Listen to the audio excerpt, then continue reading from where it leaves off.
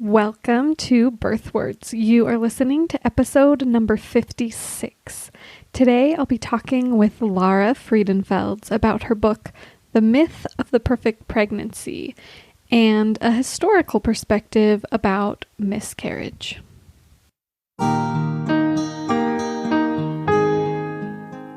Welcome to Birth Words. Words are powerful. What are you doing with yours? In this podcast, birth doula and applied linguistics scholar Sara invites you to be intentional, reflective, and empowering with your language as we come together to honor those who give birth.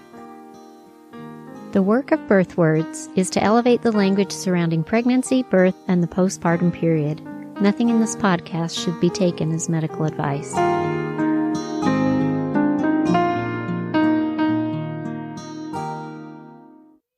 Lara is a historian of health, reproduction, and parenting in America. She is the author of The Myth of the Perfect Pregnancy, A History of Miscarriage in America, and The Modern Period, Menstruation in 20th Century America.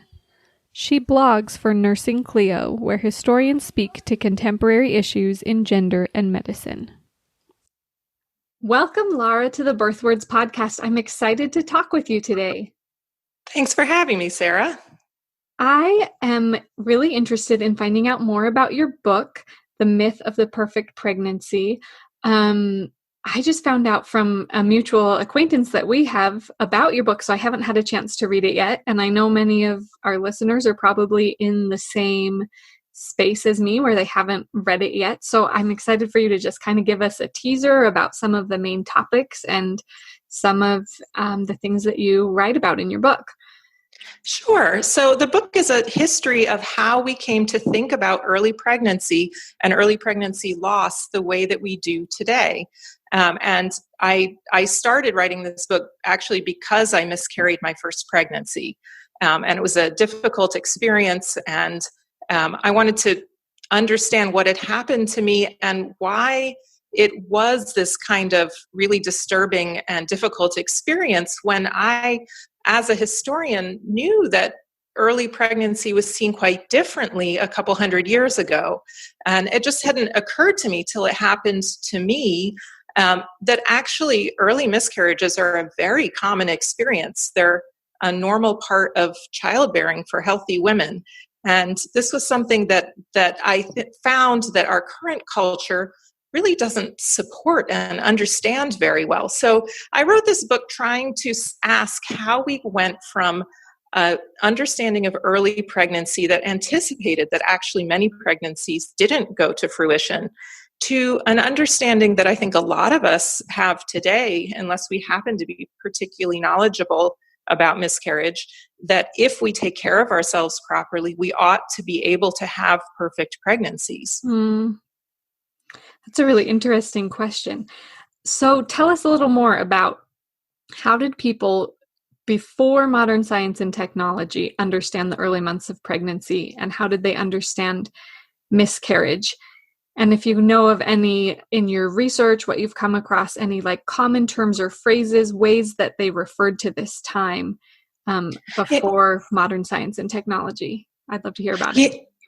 Sure. So before we had modern knowledge of embryology, the way that people thought about conception was that the male contribution, so the sperm and the semen, mixed with the female contribution inside the womb, and the woman's womb kept all the what otherwise would have come out as the menstrual blood and used it to form the fetus. And they thought of it a little bit the way they thought of cheese curdling from milk. So it formed into the body of the fetus and then was ensouled. And people usually thought of the moment of quickening, which is when the woman first feels the movement of the baby inside, as the moment of ensoulment. So they saw early pregnancy as this sort of amorphous state where the body starts as liquid essentially and then gradually takes shape. And this was actually how people understood early pregnancy. Ordinary people understood it this way largely into the early 20th century. though their physicians would have begun to have a different, more modern understanding of embryology starting in the late 18th and 19th century. And given that that's how they understood pregnancy, when an early pregnancy miscarried, if it came out as blood and bits of tissue, it could be interpreted a few different ways. So one was to see it, if it was early, as actually a late menstrual period, and a menstrual period that perhaps had gotten stopped up because of illness or difficult circumstances at a time when a lot of people didn't necessarily have enough nutrition or lived in difficult circumstances or did heavy work. Menstrual periods were not necessarily regular. So a period, what appeared to be a pregnancy but then turned into a late heavy period, might just be interpreted as the return of the menses. If a woman was, and actually also, people believed that menstruation might stop because of illness. So, and this understanding comes because some illnesses actually do cause a stoppage of menstruation. So, for example, tuberculosis causes women to lose their periods. So sometimes when a woman had a delayed period and then it was heavy and crampy, they saw it as actually the woman releasing potential illness from her body. Now, if she was pretty sure she actually was pregnant, then they did see it as a miscarriage, but they didn't necessarily see it as the miscarriage of a child. And the way they made the distinction was whether they saw the form of a child in the miscarriage. And this is if it happened before the moment of quickening. And it's important to realize that even miscarriages that might naturally occur at 9 or 10 or 11 weeks don't necessarily have the form of the baby, because before the days when we might detect a miscarriage the way we often now do through an ultrasound, miscarriages happened naturally whenever the body was ready to release the contents. And often that's a few weeks after the embryo has already died. So in early pregnancy losses, women generally saw something that didn't have the form of a child. So then they might see it as a pregnancy gone awry, but they didn't see it necessarily, therefore, as the loss of a baby. And the terms that people use actually are very interesting. So women would talk about having a miss or a mishap or an accident, sometimes as having a sprain or she sprained herself. So these were ways of talking about miscarriage as a form of sort of like sudden accident and a damage to the woman, so hurting her body, and that in hurting her body, she lost the pregnancy. Or actually, they often talked about abortion. And this is because until really the late 19th century, people didn't distinguish between miscarriages that happened by accident and miscarriages that were the result of an intended pregnancy loss, of what we would now call an abortion. So women talked quite matter-of-factly about having had an abortion, meaning that their pregnancy had suddenly ended. Wow, all of that, I'm still trying to just like soak it all in, reflect on. That's a lot of information that I wasn't familiar with, of this very different mindset of the beginning weeks and months of pregnancy, and trying to imagine. It's so different. Yeah. Right? It's so different. And yet if you stop and think, what if I didn't have a pregnancy test? Right. And I didn't have any pictures of embryos. I didn't have an app. No one had ever told me about embryology.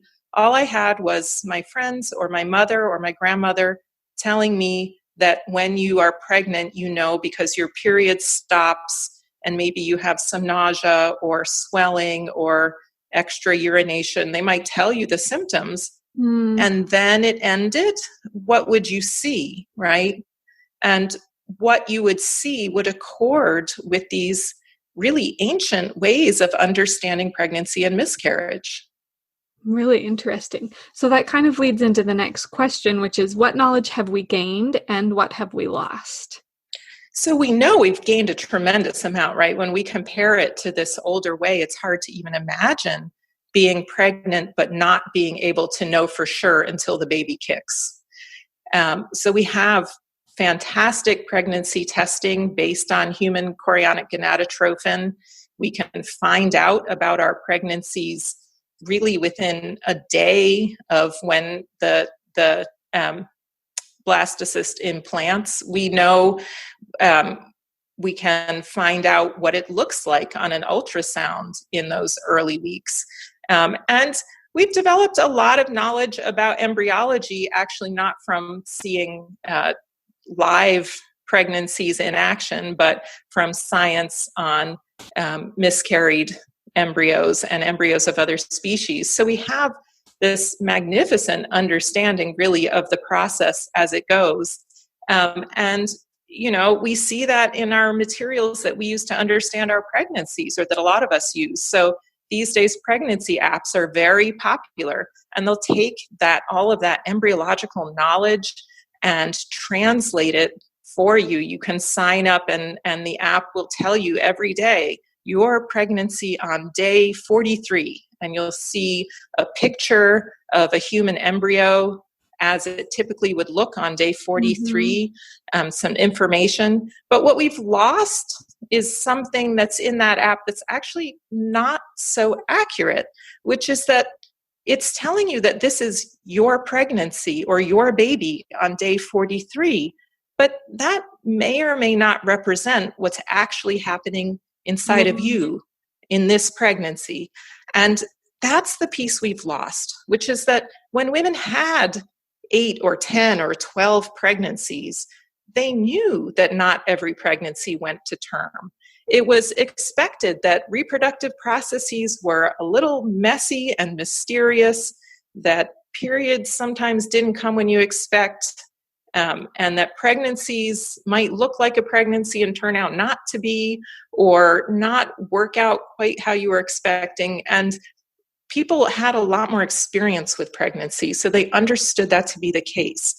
And in this way, we've gained so much wonderful control, really, over our health, over our ability to be pregnant and not pregnant when we want to be. We have wonderful contraception, but we've lost some of this, what used to be common sense knowledge about the unpredictability of human bodies.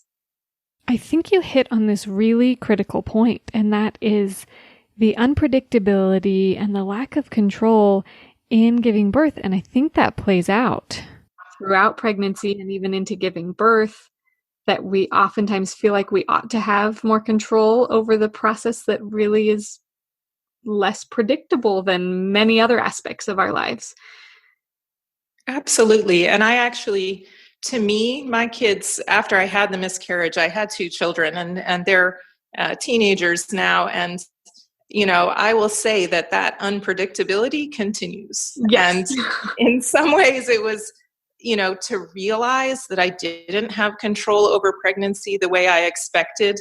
I mean, I hate to say it was a good thing. It was terrible to have a miscarriage, but to be able to take from it the lesson that this whole thing was going to be a lot less predictable than I might wish, that was pretty helpful.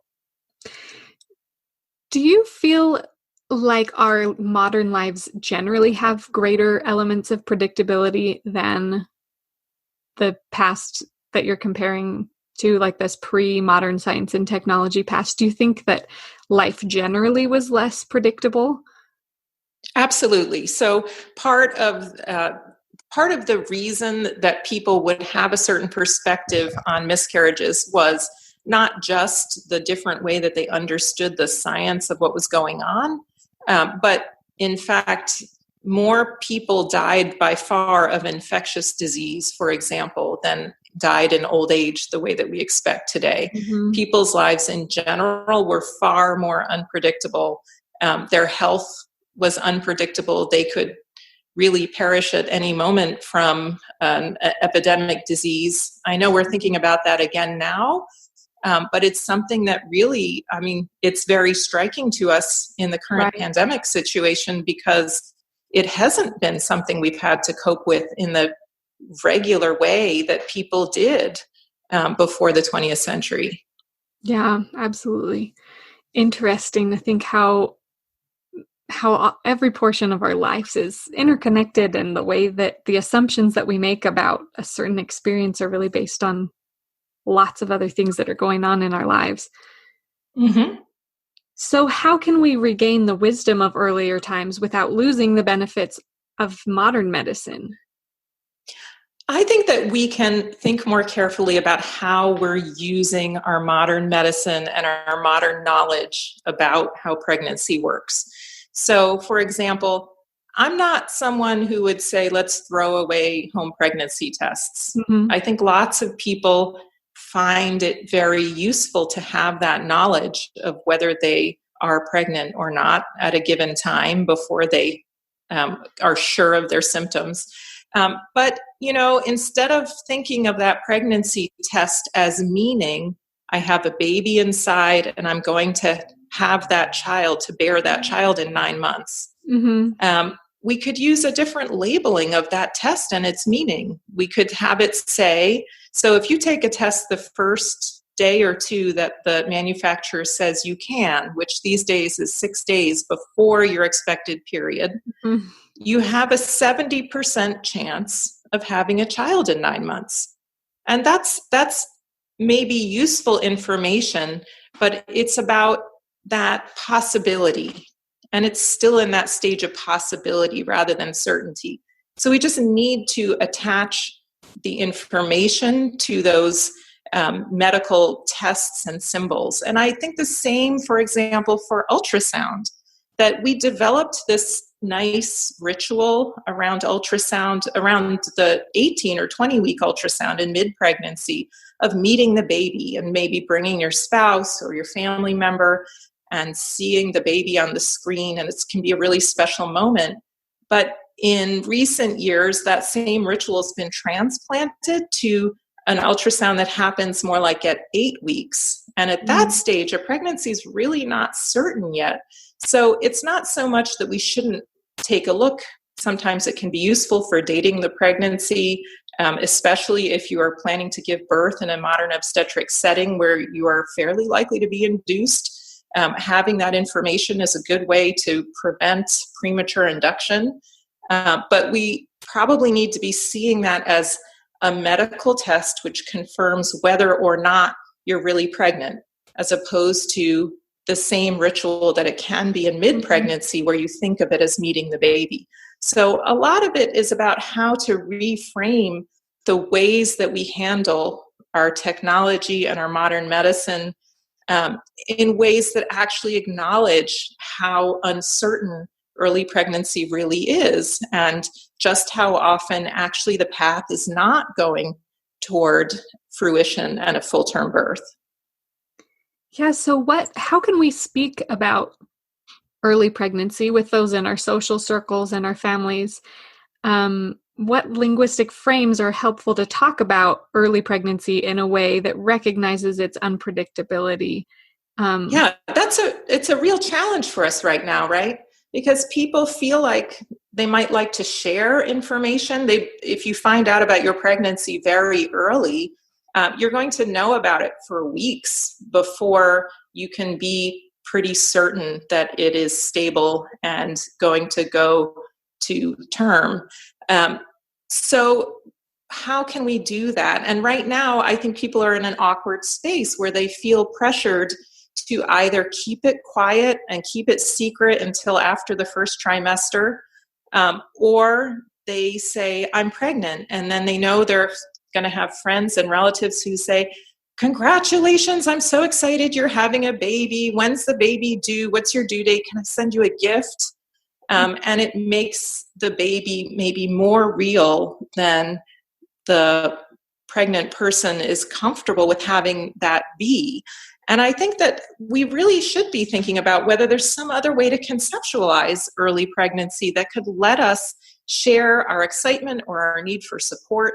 And one term that I've thought about quite a lot, this is the favorite that I've come across in my research, has been a term, having a sprout. So I had a good friend who followed Ashkenazi Jewish tradition in not speaking of the baby before the birth.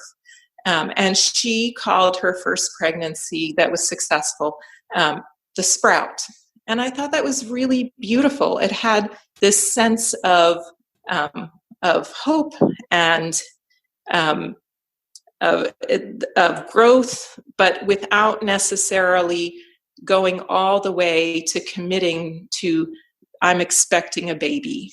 And I think that's, for a lot of people, a helpful space to carve out that allows you to take off the pressure of committing to the idea that this is going to be a baby. And then if you miscarry, having that emotional burden of having a baby who died. I think that's, for anyone who has that happen, a tremendous burden. And to take that on in early pregnancy, at least for many of us, is not, we maybe don't need to. We maybe could have an alternate way.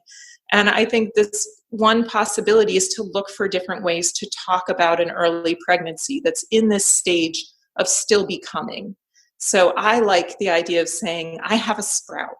What if we could go on Facebook and say, I have a sprout, and your friends could say, oh, fingers crossed, or I'm praying for you. I'll let us know how it goes. We'll be thinking of you in these next days and months. And then allow it to unfold as it does. To me, that would be really helpful, and I would have appreciated having that with my first pregnancy and miscarriage. Yeah, you don't lose the hope that you want to have when you find out that you are pregnant, but it also doesn't carry the weight of anticipation if it's, especially like you said, doesn't come to fruition. Yeah, and it allows people to get the kind of social support they might be looking for. For myself, I actually did tell people about my pregnancy, but mostly out of naivete. I didn't really know that I might have a miscarriage. And in the end, I was glad I did, because it was important for me to hear from all my friends who it turned out had also had miscarriages, and I just didn't know. And that social support was tremendously valuable for me. So having some other way to talk about it that's not so emotionally weighted would actually, I think, allow more people to talk more freely about it. And in the end, we'd actually get more mutual social support when it does happen. I think that's a great idea. I would love to try it out next time I'm in a situation where I hear about an early pregnancy or share about an early pregnancy. I think that's a really interesting idea. Well, if your listeners have any thoughts about it, I know that I'm starting to ponder what this might look like. I'm at an age when I have not really thought about making memes, but I've been told that I should probably figure some out. And I actually think that would be really valuable. And I'm open to the idea of people helping me figure this out together, because I think this really could be an important community project for how we can take care of each other. Yeah, I think that's a great idea. And I will share about this episode on social media and give people a chance to respond and share their thoughts or ideas or make memes or whatever they want to do to respond. That would be wonderful. So if our listeners want to read your book, how can we find it?